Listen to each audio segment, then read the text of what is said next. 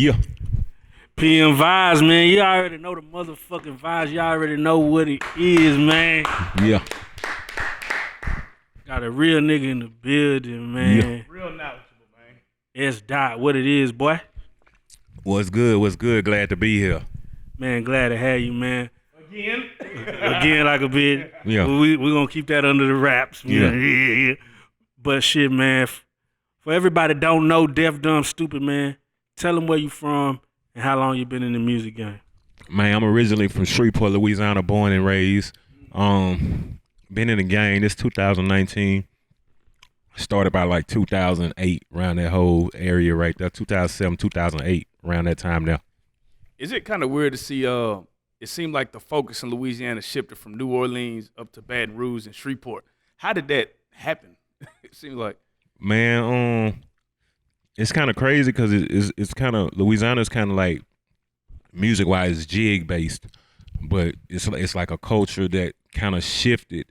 I guess it has its time because New Orleans pop, Baton Rouge started popping, then you had Shreveport started popping with like B Will and artists like that. So it's kind of like anything, like the whole shift in the thing with the whole Houston and Dallas. Houston had its times with the I believe like the Slim Thugs, the Zeros, and it shifted up here to like the Rose and the Party Boys and all of that. So everything kind of, it's kind of like with fashion and music, hair, everything kind of has its time and just come back full circle, in my opinion. Now, how was the transition with your music? Because I know Dallas is such a music is so different based on, I know when you go home, that music is so different. How do you, and when you're trying to go back and forth with it, how do you make the transition with both work? Man, yeah, that's a good question because I came from Louisiana, so our whole thing is jig based, like bounce, like bah, bah, you know what I'm saying? And Dallas is more so like balling on some. I remember my cousin that was like big Twisted Black fans, like Pookie Leroy, all of them. My cousin used to play his shit all the time when I was young. And the two worlds are totally different. Like Louisiana and Dallas is total like night and day. And we go from staying up, like literally we don't go out till 1 a.m. in Louisiana. Liquor stores don't close till 2. So at 3 o'clock, 3:30, that's when the club like getting at its peak.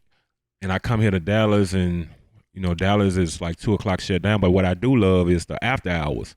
So it's two total different worlds. Even the people are totally different. And just from a music standpoint, it's like night and day because everybody in Louisiana is like bouncing, jigging, and Dallas is more on like they money and dancing from another standpoint. Like Louisiana just way more gutter from a cultural standpoint and from a music standpoint because it's grimy, it's killing every day, it's killing in the clubs, and I feel like when you talk about Dallas, the same thing happens here, but it's more so spread out to where it's not confined to one place and it's happening like on the regular. Now, PM Vibes, man. For the people who don't understand what that means, tell them what that is. Yeah, PM Vibes was just my album I dropped in April. Was like a 10-track album, and I'm the type of person I'm big on energy. I done been around a lot of people. And I was like, man, you know what? When I was thinking of my album and what to name it, like, man, what do I want to name it? The word vibes was just riding with me because I done learned to kind of protect my energy from different people and different things in different situations. So I like, man, I want to vibe. I want to name it some of my vibes. So actually, one of my fans, I posted on my Snapchat, which I have a huge following. I was like, what should I name my album? All type of crazy shit came through. And one of my fans that's in Boise, Idaho, shout out to Sasha. And Boise, Idaho, he was like, yo, name that shit PM Vibes. I was like, what the fuck? That's it. Like, it was like my message was steady coming through. But when I seen that PM Vibe, that shit just stuck. Because I just feel like, I'm always vibing, no matter who I'm with or whatever, trying to protect my energy. And anytime anybody with me, I create the vibes. I create the situation. And shit, that's how the name come about. PM Vibes sound like some shit you get, you get your chick in, You know, what you throw on track. What's the track you're putting on to set the mood, the PM vibe?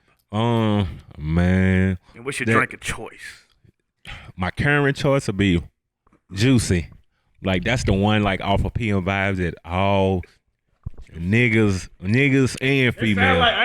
That sound like a PM vibe. yeah. That one there like Man, cause they really don't know that Juicy is a movement right now. Yeah. Dej Loaf featured on that. Yeah.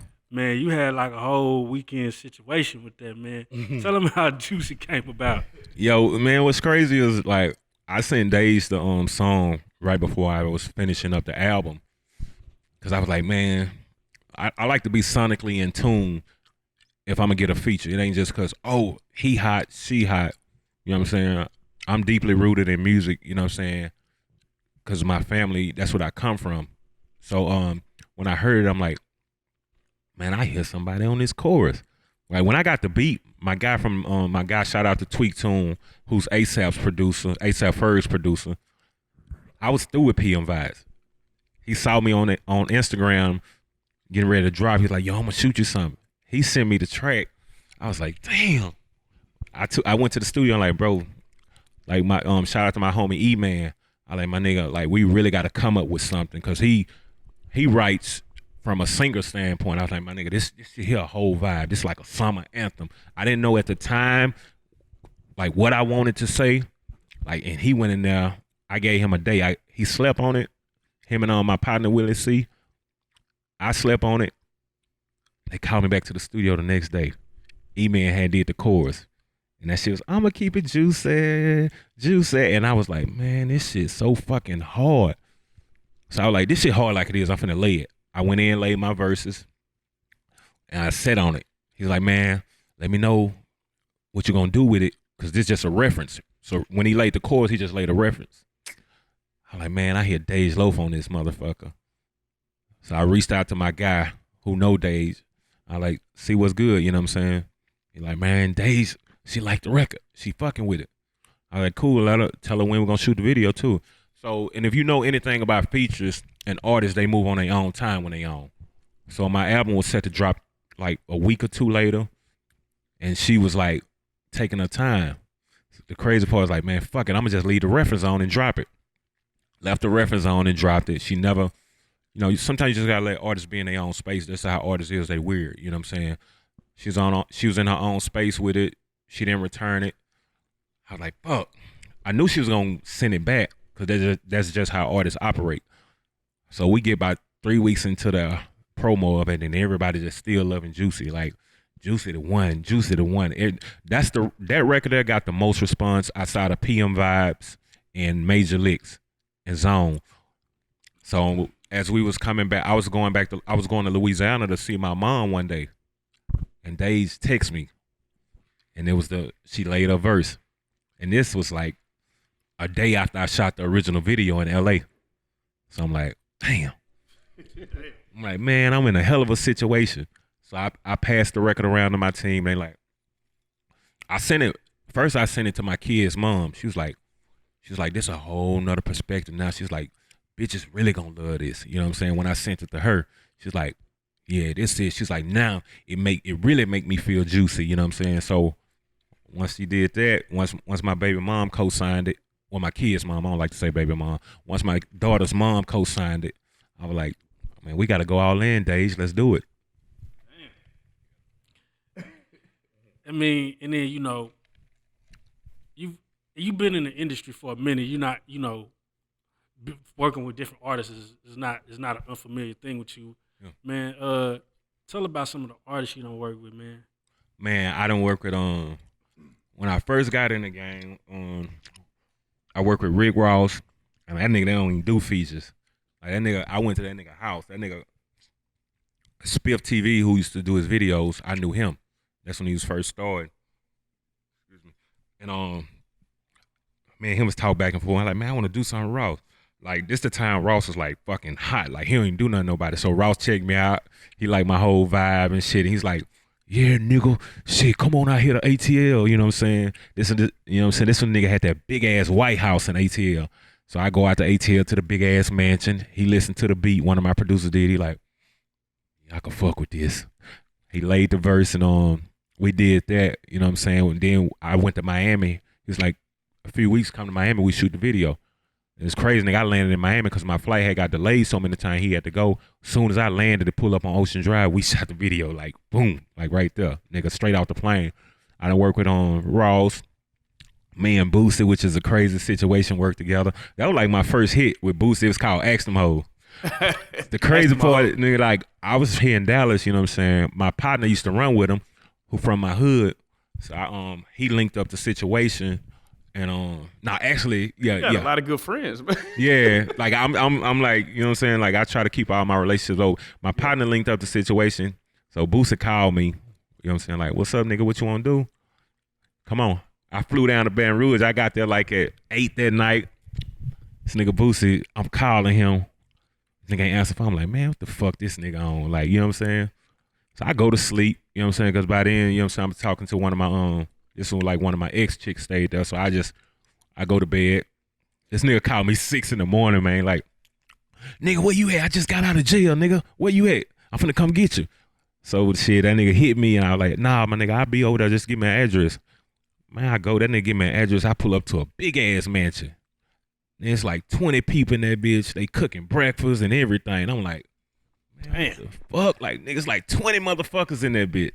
And shit, we go in there, we lay there, ask them hoes, and that shit turned into a hit. Ask them hoes. Yeah. Man, let me ask you this, man, because you got you're in the game, you're in the industry. Mm-hmm. Let me ask you, how much of that is grind versus like money? Like, you know, like these artists, man, they come on here and some of them feel like they can just get in the game by going viral and jumping on the internet and they just don't have no grind. Yeah. How are you able to, like, you're talking that industry shit. You got, I've called up Dave's Loaf and I'm chopping it up with Boosie. How much of that is just you grinding your way through it versus, like, just, you know, having to really cash out and do shit? Man, I'm going to tell a nigga like this. Look at it like this. Like, that shit ain't about money. It is. You got to pay to play in a sense, but it's mostly about grind because just think about it. You got NFL, NBA niggas who got record labels. You got record labels who got record labels. Like record labels selling out millions and millions on artists and you still don't know who they are. Even these NFL, NBA niggas, everybody want to start a record label like it's easy, you know what I'm saying? Boom, we got a few million. And they learn like I used to work with an artist, you know what I'm saying? I ain't even gonna front like nigga, like that's how I even get in the game because I was working with an artist, you know what I'm saying? Nigga put like 400, 500K into him. You know what I'm saying? No cap. Like put like damn near half a ticket into him. From Dallas? He from Louisiana. Okay. So the nigga felt like, now you know what? My nigga got a bag. So my nigga got a bag. I'm good. So I'm gonna tell you the funny shit. This how I even end up meeting Juvie. And this how I even start rapping. So Juvie come here. This one like he was fucking everything with Cash Money, had fucked off or whatever. And my nigga knew Juvie. He's like, I can get your people a song with Juvie. So Juvie fuck around came here. My nigga felt like, shit, I ain't got to be at the studio. Boom. Fuck that. I'm doing this. I'm at school. You know what I'm saying? Just get the song done. Me and Juvie in the studio vibing. I'm like, nigga, what you want me to do? You want me to say this? I'm like, say this, say that. He go back in and say that because the nigga ain't there to do the song with him. So the beat done. One of my niggas did the hook. And I'm Juvie there, you know what I'm saying, laying the shit. He lay the shit. We get a whole relationship. And boom, go off. So I like, nigga, I'm ready to do the video for my little nigga. You know what I'm saying? Let's do the video in like a month. Boom, nigga come to do the video. So now he know me. He on the bus. He don't know my artist. So my artist behind me like, man, take me on to meet Juvie. And you gotta know like Juvie a funny nigga. Like he don't know you. He gonna boot up. That nigga there like, you know what I'm saying? So I'm like, hold up, my nigga. So I go on the bus. He like, yo, Slim, what's up, my nigga? Ooh, what you need me to do? Ooh. So then the artist outside just looking stupid. Like, you know what I'm saying? Everybody like, damn, my nigga, you the. So this just go back to what we talking about motherfuckers thinking money and you really got to put in the work. So me and Juvie, we like this. Like, I'm to my nigga like, nigga, whatever you need me to do. They shoot the video, boom. Man, the nigga hit me to, no, if I'm lying, I'm dying, no cap. Nigga, the artist hit me the next day like, say my nigga. Shit, I can't, he was in college. He like, my nigga, I can't go back to school the next day because shit, I just shot a video with Juvie. man, I gotta get a car. I need a Benz or something. I'm like, man. So at this time, it's like my cousins and them own like a bit. So whatever I need from them, they giving it to me because they really want me to. You know what I'm saying? They feel like, okay, nigga, if you know a little something about this, we gonna be on. So I'm using their budget and shit. And the nigga just amped out on me, my nigga, like straight amped out. And we talking nigga 300, 400K in, like no cap, like in on his whole little, like this nigga had features, this nigga, you know what I'm saying? So it just go back to what I was saying. I ended up seeing Juvie like a few months down the line in New Orleans, walking down Canal. Like Juvie, like that nigga, like he gonna walk the streets where he from and all that. He's like, Snell, what's up, my nigga? What you doing? I had a dick face on my look. Like I had a dick face. Like I couldn't tell him nothing. Like I'm stuck. Like I ain't want to tell him the business. Like my nigga like amped out on me and it was over with. So at that point I felt like fucked up. You know what I'm saying? And I went back home, thought about it for a few months. Like nigga, this is my dream. I love music. You know what I'm saying? I ain't finna let no other nigga let my ship crash and end up getting behind it. Man, you know the crazy part about that, cause it's kind of like I heard Jeezy. He was doing an interview. He was like, man, I started this record label. I'm spending all this money on these niggas, and niggas is sitting around not doing shit, not hustling. He's like, I just jumped in the booth myself, nigga. I'm the one with all the shit. Yeah. I'm the one with all the tools. Yeah, that's it made me just start rapping. Man, that's crazy because I used to be shy as fuck. Like I ain't used to say shit. Like I'm the quiet motherfucker who gonna sit back and observe. Like all my cousins and all my homies are like, oh, I'm like the young nigga running, just come around them and observe every day and watching them and shit. So when my sister like, you rapping, like, boy, shut the fuck up. Like, nigga, you don't even say 2 words, you know what I'm saying? So it's just one of the things I had to. Can't be introverted at all. Huh? You can be. I mean, the way this world working, you know what I'm saying? I was to say you can't be introverted, but some of these niggas is. Yeah, because you'll meet a motherfucker on social media, they wow, you meet them in person, they can't hold a one-word conversation. You know what I'm saying? Man, but again, the one thing that I noticed, because just looking at your videos and stuff, is just the quality and the marketing you put behind all your projects. You know what I'm saying? I mean, every video we seen on World Star, Jeff Adair, shout out Jeff Adair, the homie. You know what I'm saying? Really good quality videos and stuff like that, man. How much, like, when you do a feature, is it like easier because it's like they know you finna push it? You know what I'm saying? Like they know you finna put some money behind this shit. Yeah, nah, to be honest, man, that feature shit funny as fuck. Like, cause it's your car, you going to pick them up, but they telling you what to turn or if they even want to go that way. It's like, damn, my nigga, I'm the one driving. It's my car. Like, how you gonna, you know what I'm saying? It's that feature shit real funny, but it do help you in a sense when they see you that you working and grinding, because like they be more receptive, like, yeah, I do the feature for you or whatever. And my whole thing is like, nigga, I ain't trying to spend no bag for no features. Like, we gonna do this feature and I'm gonna put the marketing dollars behind it. Like, I'm not finna just give you money just cause who you are or whatever, you know what I'm saying? So it's kind of redundant to give an artist all that money and they don't even promote your shit, you know what I'm saying? Like a situation I had before and shit. Have you ever had one of them situations like that where you was dealing with an artist and it didn't go as what you planned, or you paid for a feature and you thought you should have got a certain type of service and you didn't? Man, to be honest, can I be? Yeah, man, which one of these niggas gave you a bullshit at first, man? Man, that shit ain't happening in the industry, but it happened. Well, I guess this nigga in the industry, I guess he an industry nigga or whatever the fuck, but that shit just happened recently with somebody with a local. I wouldn't say local, but yeah, it happened recently or whatever with somebody. Man, does it kind of sour you on dealing with artists? Does it make you even want to work with anybody? Just kind of do your own thing or what? Yeah, cause I ain't gonna lie, this situation here that happened recently, I was like, I was honestly like, man. Just paint the scenario. You ain't gotta name a name. What happened? I mean, I don't care about it. It was Yellow Beezy. I don't give a fuck about naming a name. Like, I'm just like, it was just like really, I don't respect it as a man. You know what I'm saying? What happened? We did a song. I had a song. I wrote the verse for his motherfucking ass. Well, I ain't gonna say that. Basically, I had the song wrote out for him. You know what I'm saying? All he had to do was come in and lay the hook. And we talked about doing the video. And he was cool in the studio and shit, you know what I'm saying? We vibed out. And then when it came to the video, because I guess he had some other shit going on. He changed up. I don't know if that shit had him spooked or what, but his energy was totally different. I'm lying.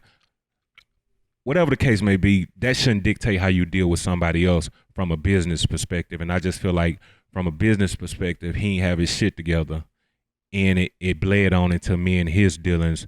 And I just ain't respect that shit from a business perspective. Personally, I don't have nothing against him, but business wise, I don't respect him at all. How important is the business? Because you have a lot of artists that feel like, just because they have a hot song or just because they have 1 million followers, that that affords them to act a certain type of way, but they don't know how to conduct a real business or carry themselves in a business environment. How important is it to be able to do that? Man, because I asked that because even with this schedule, even when we was trying to book this interview, you was like, I'm gonna give my guy to put it on the schedule. It's like, so it's got to be important. Like, I have no time to waste. Everything I do is documented, and I can be able to pull it up, look at it, so I know what I'm doing next. Yeah, but you got niggas that just run around kind of like crash dummies. Yeah, everything with me got to be calculated, and I'm just like I'm a gentleman. You ain't got to sign no contract with me.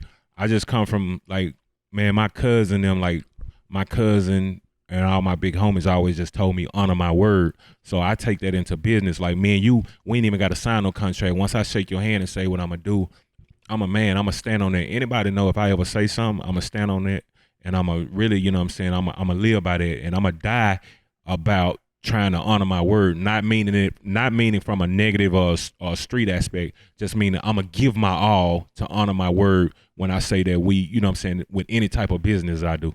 Now let me ask you this. Let's just say, you got a song and it just hit out the park and you start going up you just start going out, crazy. Yeah. What do you think your responsibility is for the next Dallas artist or Louisiana artist that you deal with? Do you charge them full price? Do you work with them? How do you deal and manage people hitting you for features when you start blowing to the point where it's unnoticed? You know what I'm saying? Where it's like, oh man, I got to get it. And my boy Fresh, yeah, going crazy. Yeah, I just feel it. I feel like it's my duty, coming up as a representing Dallas, representing Louisiana, to give back. But also, you got to understand that I work for what I have. Nothing was given to me, so respect me and respect my time and respect my grind. But also, I could be making $1 million a show.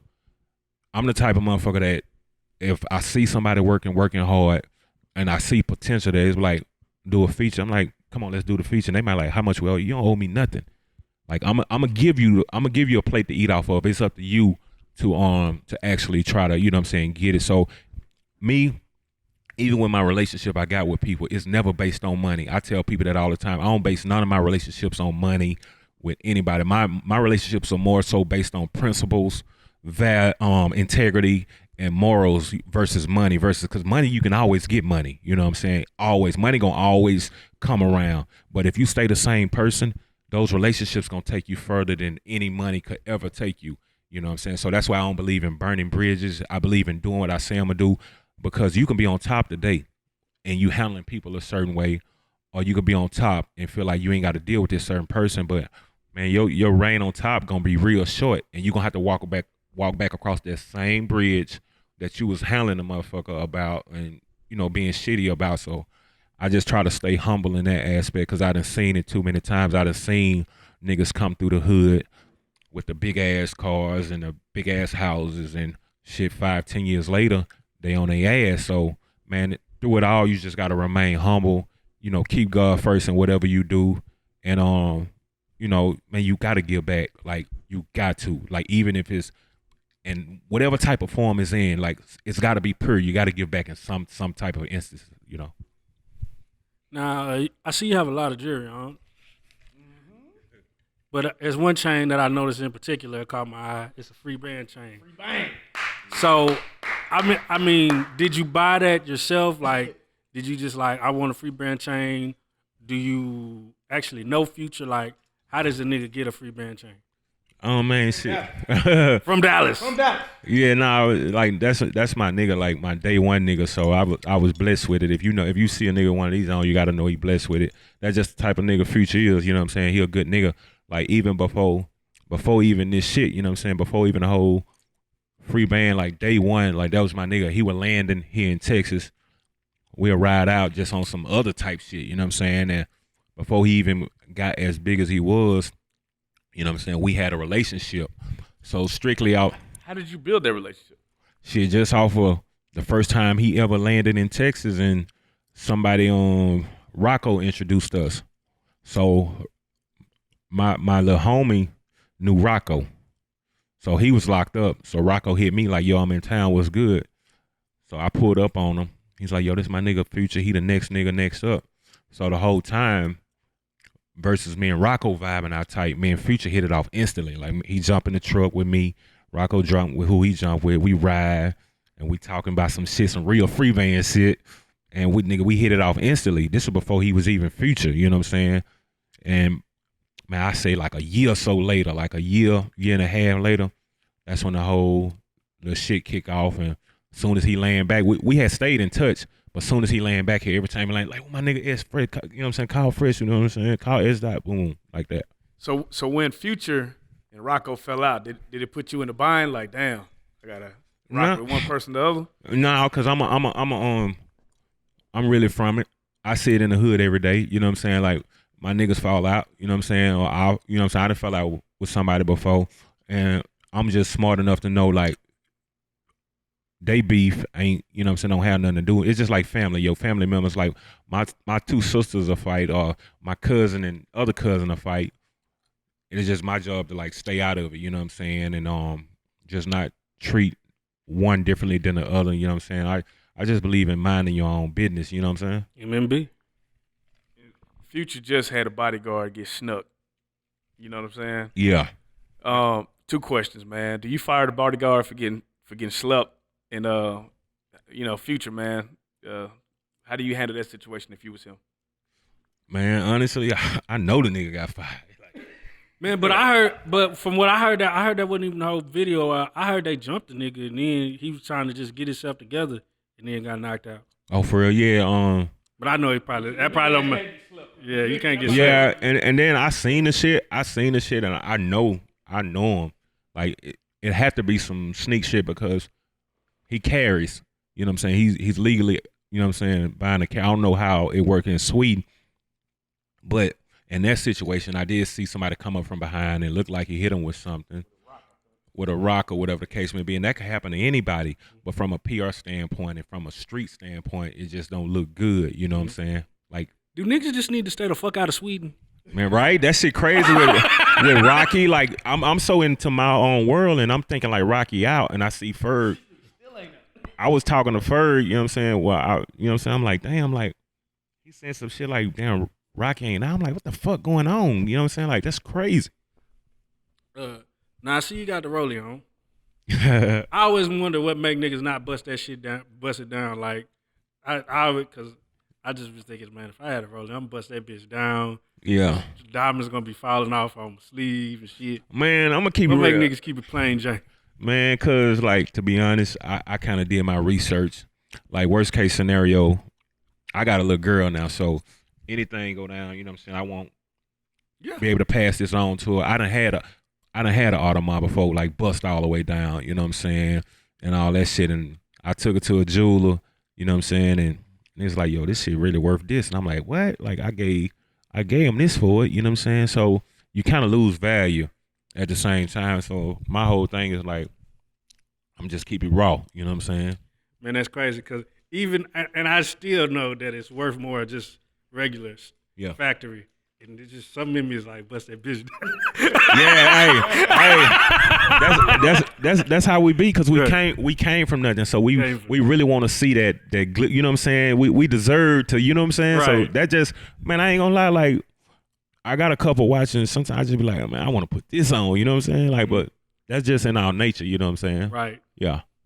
Man, I seen some of your shows, man, and the shit be so crazy, man. You jumping in the crowd, motherfuckers grabbing your shirt. Yeah. You taking pictures.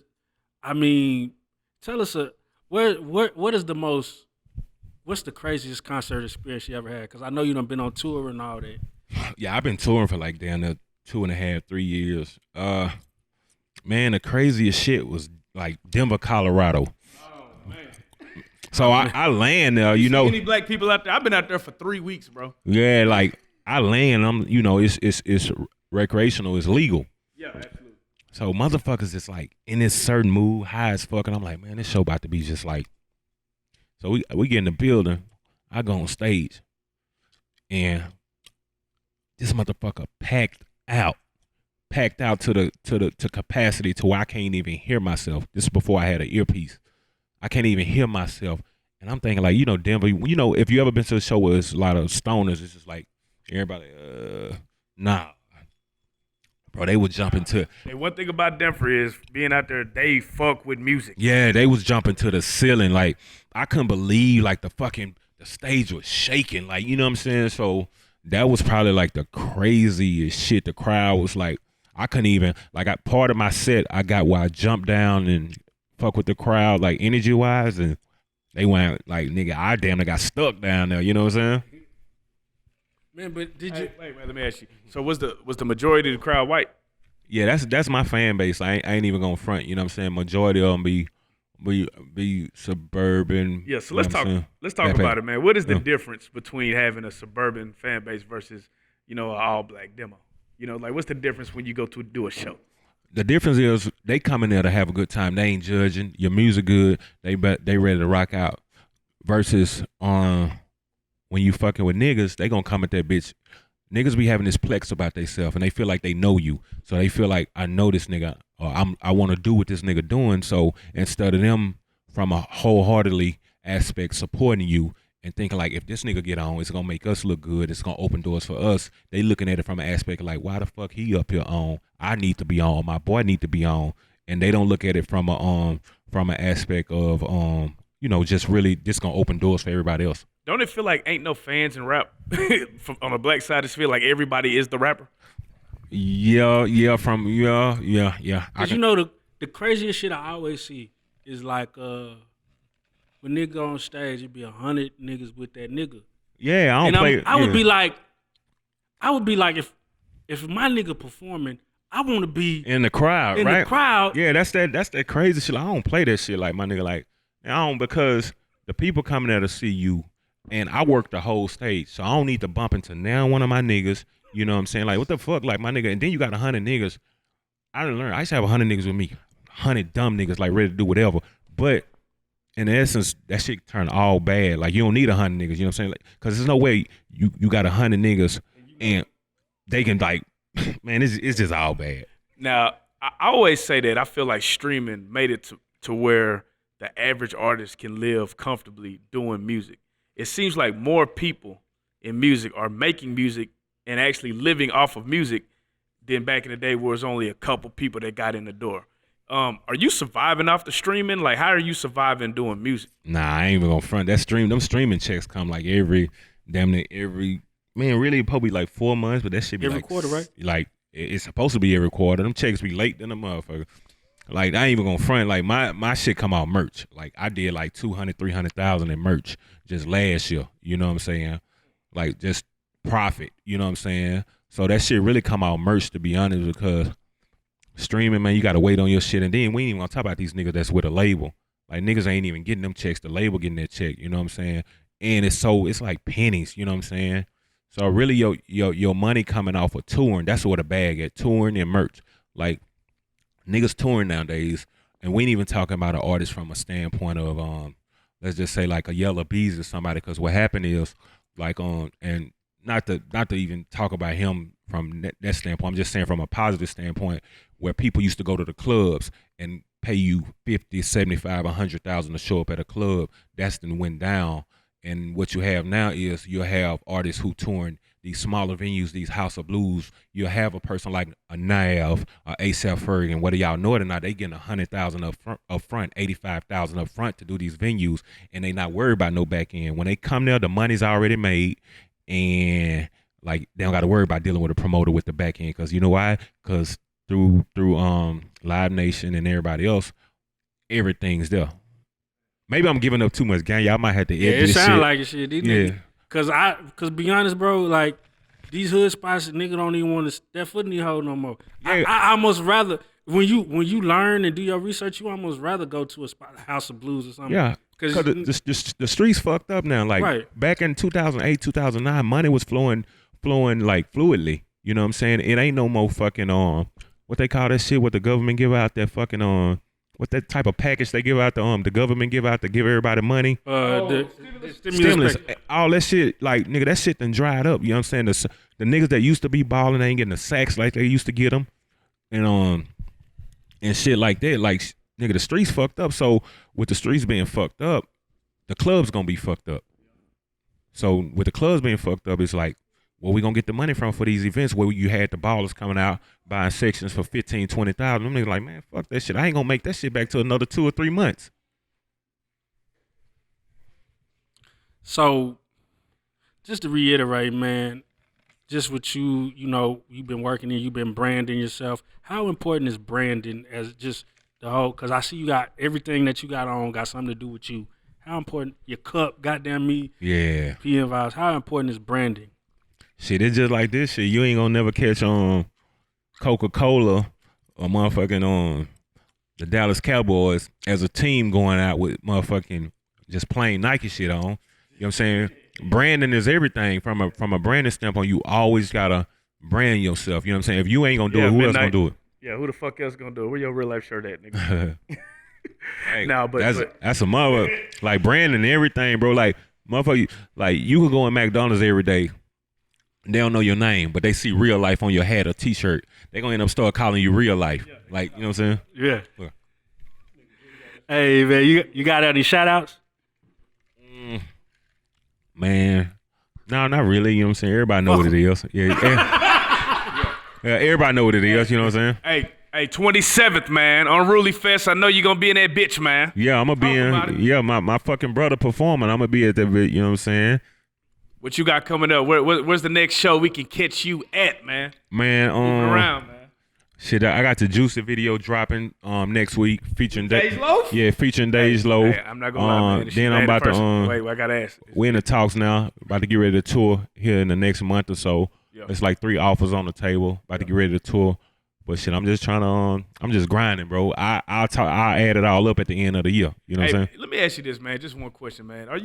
Cause you doing a lot, bro. Yeah. I feel like now knowing you, I feel like you're like mad underrated. How the fuck do you slide under Dallas's radar with all the shit that you doing? How is that possible? Cause I don't worry about Dallas. I just get up and go out. You know what I'm saying? You know how you have some people like, damn, why you ain't playing my music? Or, damn, my nigga, I'm this, I'm that. I ain't trying to talk about it. I'm just trying to let my grind speak for itself.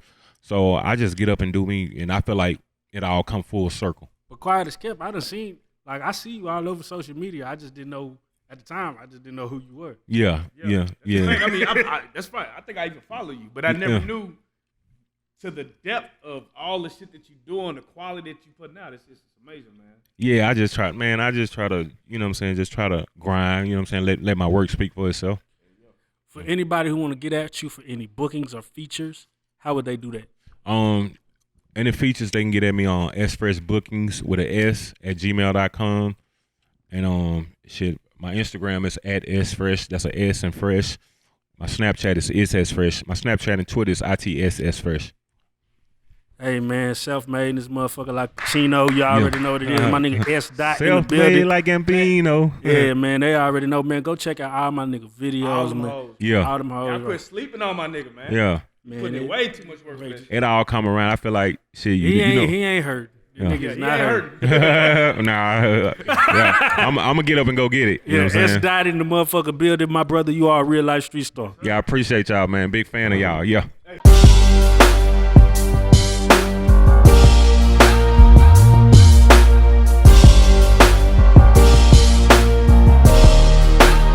Shout out Reallyfe Street Stars, nigga. Move. Hey.